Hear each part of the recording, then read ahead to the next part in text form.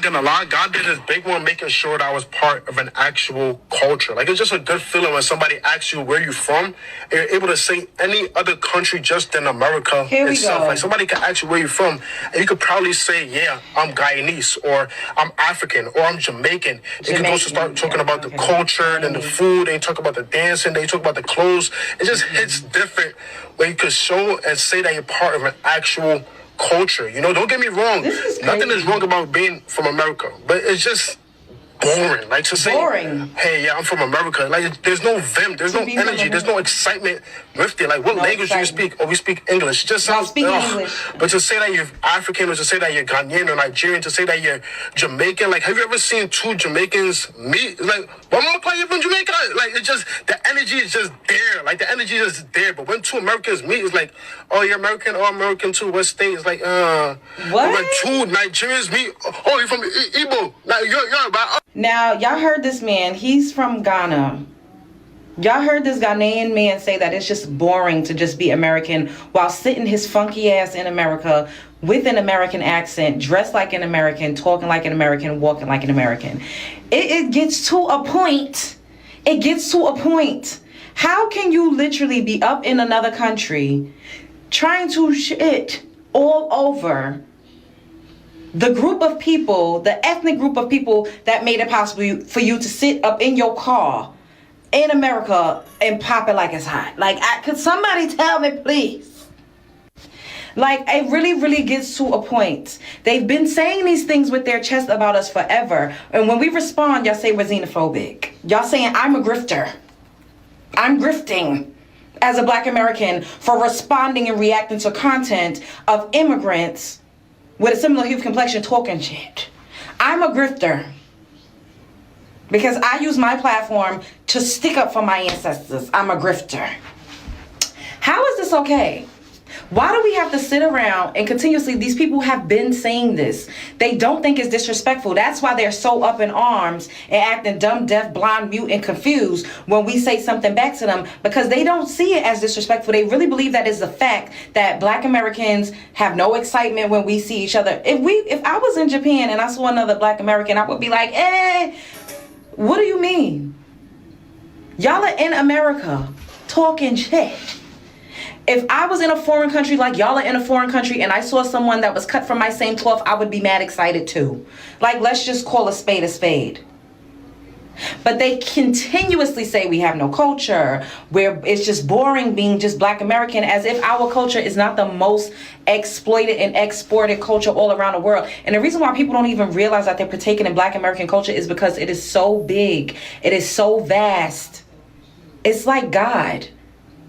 All present, all seeing, all knowing, omnipresent. You don't even know that you are literally embodying Black American culture. You don't even know that you're using things around your house that was invented by a Black American person. You don't even know that you have rights, liberties, freedom, and the country that you're in has a moral compass because of Black Americans. You don't even know it because it's just something that it's like breathing in air at this point. That's how lit it is. And we're always evolving. Our culture is not some archaic thing that you got to excavate and dig up out of the earth. It is not something that is rooted in doing, I'm trying to, because people are going to get mad at me if I say washing your face with cow piss. But these are the type of things that people say is culture. Hello? It's forever evolving. And this is why people refuse to recognize it. And the reason why a lot of these Black immigrants, y'all gonna get mad at that because I said they ain't Black. Y'all get what I'm saying. The ones that got the same hue complexion, the reason why they're constantly trying to discredit us is so that they can take credit and lay claim to our accomplishments. One of them came in my comment section and said, y'all belong to us. They said that, an African. Basically saying anything that you do and anything that you accomplish is my accomplishment because you belong to me. You come from me. So I could get my claim to fame tethering off the back of you. And once again, they're saying I'm a grifter for responding and reacting to content like this. I'm not an immigrant. I'm not an immigrant. It doesn't matter who I gave coochie to, who I'm talking to, who I slept with, who I had an argument with, who I fell out with, who I gave my womb to. It does not matter. None of it makes me an immigrant. Y'all could be mad. Y'all could feel some type of way about a rumor you heard or whatever. I am still not an immigrant, and I will continue to use my platform to cuss people like this out. And I didn't even cuss him out in this video, but kindly, I want y'all to in the comments below, because he got the motherfucking nerve. How does this make you feel? It's boring. Being a black American is boring. Yet, everything he's doing is black American aesthetic from the head to the toe. Spread love is the Brooklyn way. Wait. So to those that consider themselves black American, right? Do you mean to tell me that you genuinely believe that the only ethnicity in your blood is just straight American? I'm not going against what you're saying. I just want to understand that you genuinely believe that the only ethnicity in your blood, mind, body, heart, and soul is just straight American. Like, you don't have no African in you. You don't have no Indian in you. You don't have no island in you. Like, you believe. After listening to this nigga, that wasn't even a conversation for us. It seems like everything he was saying was coming from a place of trying to understand, because they really don't understand where we're coming from when we say that we're black Americans. First off, I just want to say that we are African. All right. Yes, our great, keep going, great ancestors, grandparents, whatever you want to call them, did come from Africa, right? Some sort of black people were already here, okay? But I believe most of us did come from over there, came here, mixed up with everybody, voila, black Americans. It's that simple. Is that you guys are so confused, right? You're so confused. Another thing is, he said that he was born in America, but he knows where he come from. Yeah, bro, that's because you just fucking got here. Or your people just got here. We've been here for over 400 years. Over 400 years, right? The Spanish, we was with the Spanish in the 1590s, right? So that wasn't a conversation for black Americans to understand. That's for the Africans, with all due respect, love y'all to death. That's for them to understand. We already get it, right? So after listening to him, I was like, oh, that's a conversation for them. Not gonna lie, God did his big one making sure that I was part of an actual culture. Like, it's just a good feeling when somebody asks you where you're from, and you're able to say any other country just than America itself. Like, somebody can ask you where you're from, and you could probably say, yeah, I'm Guyanese, or I'm African, or I'm Jamaican. They could go to start talking about the culture, then the food, then you talk about the dancing, then you talk about the clothes. It just hits different when you could show and say that you're part of an actual culture. Saying all that while living in America is crazy. It's also crazy that you said God did his big one. Did his big one? Isn't that BAVE, Black American Vernacular English? I don't believe that comes from your culture. I believe that is Black American culture, is it not? Ebonics is Black American culture, right? Even then, I don't believe you know where you come from. You say Ghana, but I don't think you can trace your ancestors or trace your lineage. Let's go lineage for lineage, ancestor for ancestor. Paperwork for paperwork, document for document. Let me see your census records. I'll show you mine. Let's see birth records, death records, military records. I don't believe you can do that. And if you can't do that, you don't know where you're from. However, Black Americans can do that. We can prove who we come from and where we come from. Thus, we can also prove our culture. Because y'all told us oral history don't count. So fuck all y'all oral history. That's for everybody. Let's go paperwork for paperwork. Let's have a paperwork party. And I'm not talking about the prison style. I'm just talking about... Hello guys, my name is Judith and you are welcome back to my channel. Guys, the conversation in this video is bigger than Iran. It is really about war, money, and the question many ordinary Americans are asking right now. When are we going to start putting people before war? Because when another conflict begins, we are told to pick a side immediately. We are told to wave the flag, support the military action, and stop asking questions. But some Black Americans are saying, hold on, we have problems here too. People are struggling with rent, food, healthcare, education, and the cost of living. So why should we be surprised when people question another foreign conflict? And let me make one thing clear. Questioning war does not mean supporting Iran's government. You can disagree with the Iran government and still care about Iran civilians. You can love America and still criticize America's foreign policy. And today, we are going to talk about this. We are going to talk about why this conversation is making so many people uncomfortable. Let's be honest. America has been involved in wars and military conflict for decades. And every time another conflict comes along, ordinary people are told that this one will be different. But remember Iraq. Remember, people remember Afghanistan. People remember the promises, and the people remember what happened to civilians. So when Black America say, we don't want another, should that automatically make them enemy? Why can't people ask questions? Why can't people say, before we spend millions more on weapons, what about the people struggling at home? Think about the average working family. They are worried about rent. They are worried about grocery.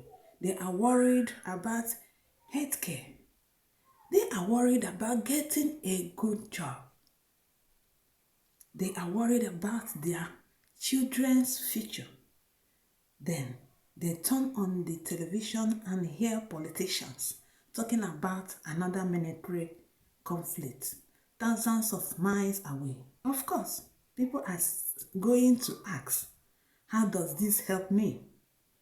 That is not an unreasonable question. And this is where I think the Black American perspective is important. Black Americans have a long history of questioning war at government power. From Muhammad Ali to many other Black activists and leaders, there has always been a tradition of saying, don't ask ordinary people to sacrifice everything while powerful people make the decision. That conversation is still relevant today. And we also have to separate government from ordinary people. The Iran government is not the same thing as the Iran people. In the same way, the American government is not the same thing as every American citizen. Ordinary people don't always control what their government do, but they are often the ones who suffer when governments make bad decisions. That is why I don't understand the idea that caring about Iran's civilians means supporting the Iran government. No, can oppose repression. You can care about women's rights. You can care about freedom, and you can still say, I don't want more bombs falling on ordinary people. These ideas are not contradictory. And let's stop tuning everything into black versus white. This is not just a black issue. There are white Americans who oppose war. There are Black Americans who support military action.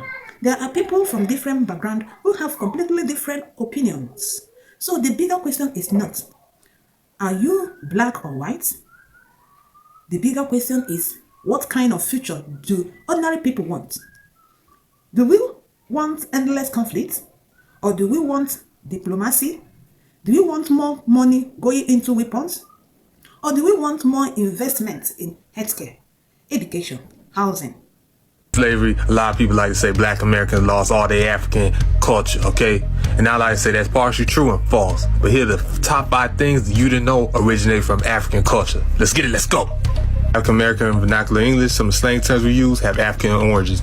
I know the English language originates from white people, which is in Europe. Yes, but some of the words we use like finna come from African ethnic groups. The word finna ain't used nowhere else but us. 2, the dances. Dances like twerking have African origins, and it was done even before we came to America. 3, I know hip-hop wasn't just made by African Americans, it was also made by Puerto Ricans, Jamaicans, and other Caribbean ethnic groups, but the rapping of musical ability itself originated from West Africa when they used to tell storytelling long before slavery. Now 4 on the list, roasting. The thing Black Americans love to do, yeah, it originated in Africa, in Nigeria, long before slavery. The way Black people worship in church today with all the hey and yes was done in Africa when we practice African spirituality. Survivors of the Tulsa Race Massacre recently visited Ghana and were honored by an offer for Ghanaian citizenship as well as with new names. The Tulsa Race Massacre happened back in 1921. It was absolutely devastating and horrific for the Black community in Tulsa, specifically the Greenwood district.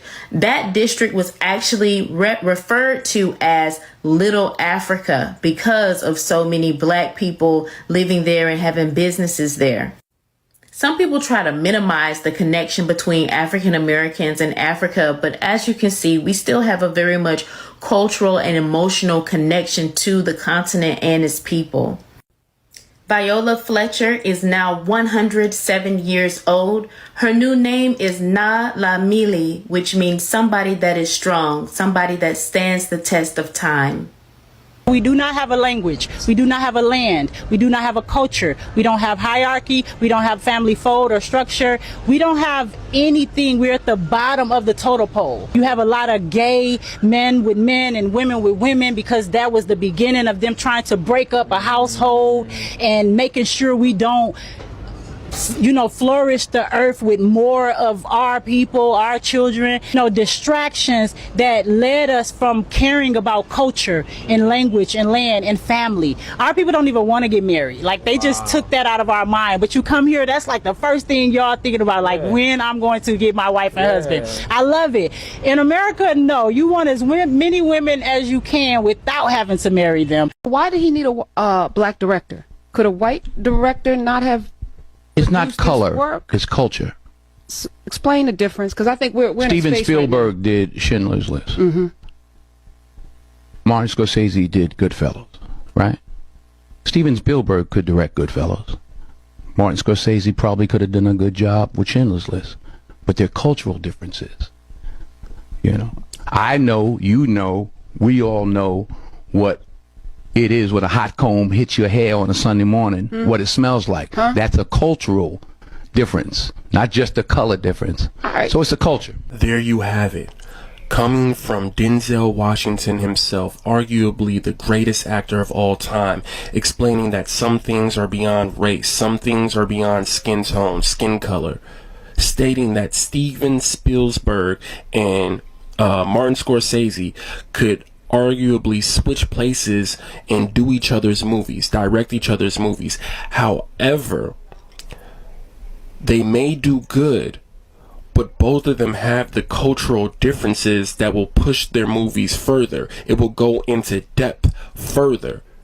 And that's the same thing with us as Black Americans and our culture. We may have the same skin tone as the rest of the diaspora. We may be the same race, but culturally, we are not the same. And this is why we must gatekeep and protect our culture, the culture that they say we do not have, even though they partake in it on a daily. Okay, family, so I'm about to show you guys a video in Chicago. These Ghanaians and these Africans are doing a scam, an African ancestry scam, where they're trying to trace us back to our roots, which is our roots do not go back to Africa, regardless to what y'all may think. You know what I mean? And they're using this Pan-African. They know this, you know, FBA is delineating and they're using this Pan-African thing. There's a lot of people that believe in this Pan-African thing. And if some of y'all just gonna get got. But, you know, if we can protect as many people as we can, we gonna do it. And they targeting our youth and people. There's a video I want to show you guys that's very thorough with it and explains exactly what's going on. Share this video, get the word out. We trying to make sure y'all do not get finessed by these professional scammers, okay? And it's just a mess what they doing. But check the video out, share the video. Peace and blessings, family. This is a community alert for my indigenous FBA, freedmen, and Solani family regarding another African Ghana scam. This organization, Illinois Family Roots Pilot Program, out of Chicago, Illinois, is, I believe they are connected to African ancestry DNA testing. And they are running this pilot program to they also submitted a resolution of 0453 to get grant money to continue this pilot program in our indigenous communities. They are asking that you have to be the age of 18 and have an ID showing that you live in the Chicago area. However, they're not asking for any type of verification of your heritage. So what is going to be happening is continental Africans who are already here in America call themselves African American without any proof of that. They will be testing these continental Africans pretending to be African Americans and tracing their ancestry back to their relatives who they left on the continent and claiming that they are us. As I stated, They will be giving out DNA kits in indigenous community in Chicago, Illinois, and will be paying people to test. You have to be 18 years old, submit an ID that you are residents of Chicago, but no documentation of your heritage, that you are indeed an original Black American. So they're going to be using continental Africans, tracing them back to the continent, back to their ancestors, to their cousins, brothers, mothers, and then come out a report saying, oh, look, African Americans have relatives back on the continent. Yeah, the fuck they do, because they're Africans. They're first, second generation Africans pretending to be Black Americans. Okay, so I don't know how many people saw the promo that I put on of this song that I wanted to put out called Odo. And I wasn't singing, I was attempting to sing Tree in one line, saying, tell me what you want. And a lot of people continue to bully me and say, this is not Tree, this is not Tree. When in reality, I could not sing the correct pronunciation, but if I sat here and said it to you guys just regularly, everybody would understand. And I really think it's honestly because I'm only half, and I think there's a lot of other people that can relate to me that have been born here in the US, and it's just kind of fucked up that I'm trying to connect to my culture and you guys sat up here and told me to not even release a song. Like, that's fucked up. Or do we want more investment in healthcare, education, housing, and jobs? Those are the questions we should be discussing. And here is another uncomfortable truth. War is not experienced equally. For people sitting far away from the battlefield, war can become a television story, a headline, a political debate, a talking point. But for family living where bombs are falling, it is completely different. It is their home, their school, their neighborhood, their family, their life. That is why we should be very careful about celebrating military conflicts. Because once the fight begins, ordinary people can lose control of what happens next. And conflict can grow. That is why diplomacy matters. That is why peace matters. And that is why people who question really be called or patriotic. Sometimes questioning your government is part of being a responsible citizen. You don't have to blindly support everything your government does. You can love your country and still demand better. So guys, let me leave you with this. I think we need to stop allowing politicians and commentators to turn ordinary people against each other. Black Americans should be able to question war. White Americans should be able to question war. Young people should be able to question war also. Working class people should be able to question war. And nobody should be attacked simply because they are asking, is there a better way? Because at the end of the day, most ordinary people want the same basic things. They wanted safety, they want food on their table, they want affordable healthcare, they want a decent home, they want a good education, they want their children to have future. And ordinary Iran families want those things too. Ordinary Iran families want those things too. That is why we should never lose our humility when we talk about international conflict. We can criticize governments and we can criticize political leaders. We can disagree about foreign policy.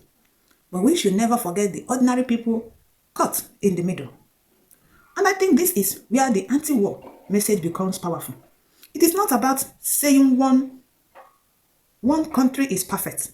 It is not about pretending governments never do terrible things.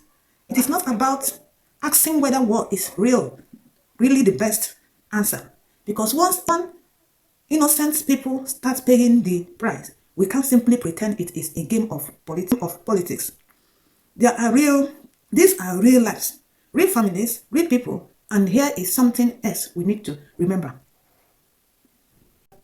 If we spend billions on war, people have every right to ask, what else should money could have done?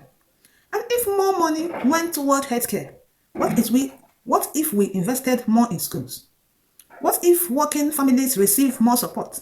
What if young people had more opportunities? What if we focus on making life better for ordinary people? This question matter, and that is why I don't think Black Americans should be pressured into silence when they question American foreign policy. They have a right to speak, they have a right to remember history, and they have the right to say, we don't want another endless war voice. You don't have to argue with every Black voice in that conversation, but listen to the argument. Listen to the argument. Listen to the concern, and most importantly, don't allow the conversation to become another fight between Black and white Americans, because that is not going to solve anything. The real conversation should be about people, about peace, about diplomacy, about accountability, about how government use our money and make decisions that can affect millions of lives. So before somebody tells you that questioning war means you hate America, think about that for a second. Is asking question really unpatriotic? Or is it exactly what citizens are supposed to do? I believe we should be able to love one country and still challenge our leaders. We should be able to care about Americans' families and Iran families at the same time. We should be able to stand against oppressions without automatically cheering for war. And we should be able to say peace is not weakness. Questioning war is not betrayal. And caring about civilians is not supporting a government. That is the conversation I believe we should be having. So guys, what do you think?